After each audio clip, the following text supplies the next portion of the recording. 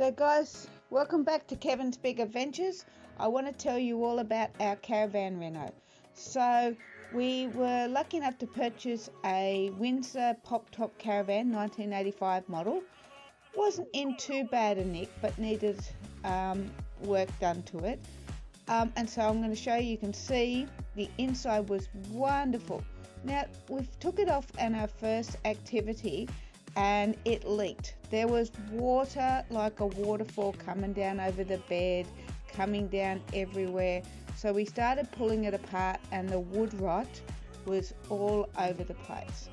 There was gaps, everything didn't work, and there was so much to do.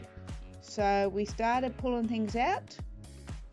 The fridge went, the wardrobe, we saved the doors, but you can see how bad it was.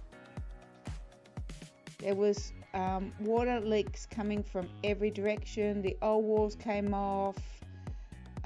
There was mess everywhere, so the carpet came up too. And we took out the old stove, benches, and the old bed. And I couldn't believe it when we saw that there was wasp nests as well as bull dust all in the wall cavities. Thankfully there was nothing living in there. So the windows came out as well, and we got rid of that. We resealed all the windows. There was no more rot and no unsealed bits. The new wood was added to replace the old damaged wood that was rotted out, and we added extra beams as well.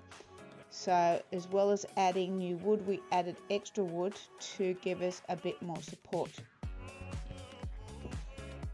Next time we'll have a look at some other parts of our caravan renovation. So keep watching and don't forget to subscribe.